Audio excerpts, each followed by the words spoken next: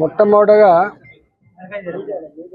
కంటోన్మెంట్కు ఎన్నికలు జరగాలి, పాలక మండలి రావాలి, ప్రజలకు ఇబ్బంది కలగకుండా సమస్యల పరిష్కారం కావాలనేదే భారతీయ జనతా పార్టీ మా ఉద్దేశం.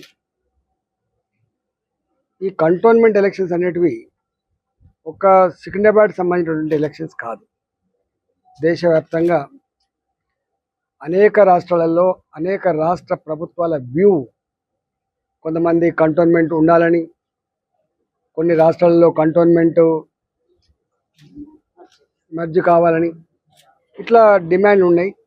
దాని మీద చర్చోపచర్చలు తర్జన భర్జన జరుగుతున్నాయి. కాబట్టి మేము మళ్ళొకసారి రీట్రేట్ చేసినాం రాజ్నాథ్ సింగ్ గారికి, కంటోన్మెంట్లో ఎన్నికలు జరగాలి, పాలక మండలి రావాలనేది మళ్ళీ మేము చెప్పొచ్చినాం.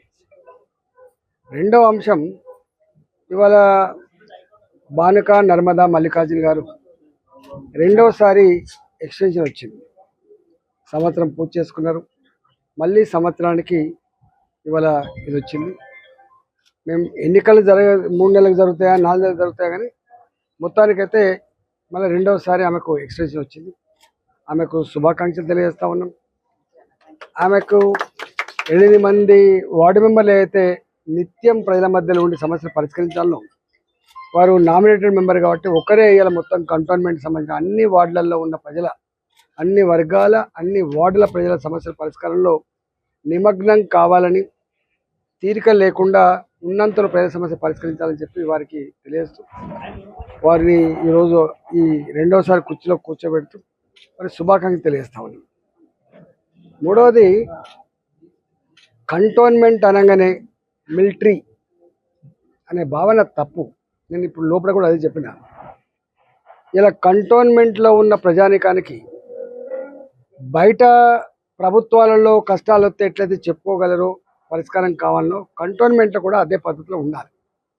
ఎమ్మెల్యే గారికి ఇక్కడ ఓటు హక్కు ఉందా లేదా, కానీ ఎమ్మెల్యే గారి ప్రోటోకాల్ ఉంటుంది. ఎమ్మెల్యే గారి నిత్యం ప్రజల మధ్యలో ఉంటాడు. ఎంపీ గారికి ప్రోటోకాల్ ఉందా లేదా పక్కకు పెడితే ఎంపీ గారు నిత్యం ప్రజల మధ్యలో ఉంటాడు. ప్రజలతో ఎన్నుకోబడ్డ ప్రజాప్రతినిధులకు ఉండేటువంటి అవగాహన, సమస్యలు పరిష్కరించే తపన వేరే వాళ్ళకు ఉండేటువంటి ఆస్కారం లేదు. కాబట్టి ఇవాళ మీరు ఏదో తూతూ మంత్రంగా కొన్ని పెట్టి రిజల్యూషన్ పాస్ చేసుకొని తీర్మానాలు పాస్ చేసుకునే దానికి పరిమితం కాకుండా, దేశం మొత్తంలోనే సికింద్రాబాద్ కంటోన్మెంట్ చాలా పెద్దది. కాబట్టి ఇంత పెద్ద బడ్జెట్ కలిగిన, ఇంత పెద్ద జనాభా ఉన్నటువంటి ఈ కంటోన్మెంట్ని నార్మల్ పద్ధతిలో చూడకుండా, ఇది హార్ట్ ఆఫ్ ద సిటీలో ఉంది. కాబట్టి సికింద్రాబాద్ దీనికి హిస్టారికల్ సిటీ. కాబట్టి ఇక్కడి ప్రజలకు రోడ్ల సమస్య అయినా, మురిల సమస్య అయినా, లేదా వాళ్ళ పాత ఇండ్లను కూలగొట్టే సమస్య అయినా, ఇట్లాంటి వాటి విషయంలో ప్రజాప్రతినిధుల యొక్క సలహా లేకుండా, సూచన లేకుండా మీ ఇష్టం వచ్చినట్టుగా తీసుకుంటే నడవదనే మాట స్పష్టంగా చెప్పినాం. ఇవాళ మేము ఎవరికి జవాబు చెప్పాల్సి అక్కర్లేదు, మాకు మేమే తురుంకాలం, మాకు మేమే అంటే ఒక నిమిషం కూడా ఉండదు. ప్రజాస్వామ్యంలో ప్రజల చేత ఎన్నుకోబడ్డ వాళ్ళే ఎక్కువ గౌరవంగా, ఎక్కువ బాధ్యతలలో ఉంటారు తప్ప, ఈ రెండు సమానంగా పనిచేస్తే తప్ప ఇది ముందుకు పోయేటువంటి ఆస్కారం లేదు. కాబట్టి ఏమన్నా కేవలం మీటింగులు, తీర్మానాలు పాసా రిజెక్టా కాకుండా జనరల్గా ఈ కంటోన్మెంట్లో ఉన్నటువంటి అన్ని డివిజన్లలో అన్ని వర్గాల, అన్ని రకాల పనులకు సంబంధించి విపులంగా చర్చ జరగాలి. ఎమ్మెల్యే గారు ఇది అఫీషియల్ మీటింగ్ కాకపోయినా విపులంగా చర్చ జరగాలి.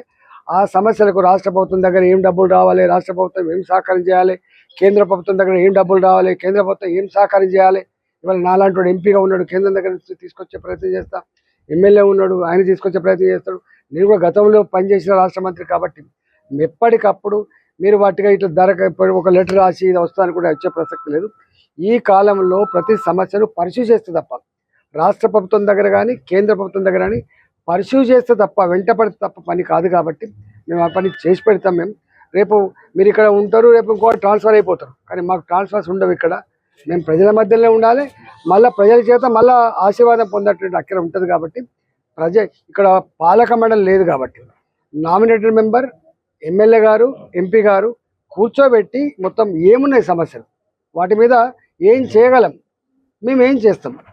నువ్వు ఒకవేళ నీ శక్తి లేకపోతే, నువ్వు చేసే సత్తా లేకపోతే, నీకు ఇంట్రెస్ట్ లేకపోతే మాలాంటి వాళ్ళమన్నా దాన్ని తీసుకొని నడిపేటువంటి ఆస్కారం ఉంటుంది. కాబట్టి రాబోయే కాలంలో తప్పకుండా కంటోన్మెంట్ ప్రజలు ఏదైతే ఇబ్బంది పడుతున్నారు, చాలా దిక్కుల 90 ఏళ్ళు 100 ఏళ్ళు ఉన్నటువంటి చిన్న చిన్న ఇళ్లను కూలగొట్టేటువంటి ప్రయత్నం చేస్తున్నారు. ఇట్లాంటి పిచ్చి ప్రయత్నం వద్దని చెప్తున్నాను నేను. ఇట్లాంటి పిచ్చి ప్రయత్నం అది. ఇలా ప్రజలను వేధించడం, ప్రజలు ఇబ్బంది పెట్టేటువంటి ప్రయత్నం చేయొద్దని చెప్పి కోరుతున్నాం. నిత్యం నోటీసులు ఇచ్చుడు, చెప్పకుండా చేయకుండా పోవుడు, కూలగొట్టుడు, వాళ్ళను ఇల్లుకు దూరం చేయడం అనేటువంటిది మంచిది కాదు. నేను సమగ్రంగా ఈ 4-5 రోజులలో మళ్ళొకసారి అవసరమైతే కంటోన్మెంట్ అఫీషియల్ మీటింగ్ కాకుండా ఎమ్మెల్యే గారు, నేను, వారు ఆఫీసర్ కూర్చొని కంటోన్మెంట్లో ఏ సమస్యలు అయితే ఉన్నాయో ఆ సమస్యల పరిష్కారం కూడా మా వంతు ప్రయత్నం చేస్తాం.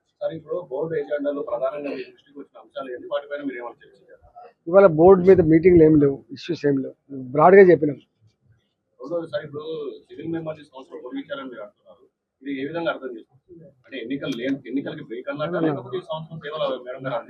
నా మాట విను. ఇది జనరల్గా వీళ్ళిచ్చే ఆర్డర్ 1 year కోసం ఉంటుంది.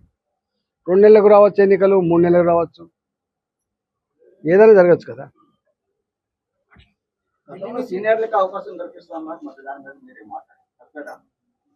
సీనియరే కదా, కల్పిస్తాం. ఎందుకు కల్పాం? మేము ఎలక్షన్ జరగాలని కోరుకుంటున్నాం. మేము ఇట్లా నామినేటెడ్ పదవులలో ఉండాలని కోరుకోవట్లేదు, ఎలక్షన్ జరగాలని కోరుకుంటున్నాం. మరీ చెప్పొచ్చినాం, మేము వెంటనే జరిపేమని చెప్పొచ్చినాం, లేకపోతే వాళ్ళ కాడగా మారుతుంది.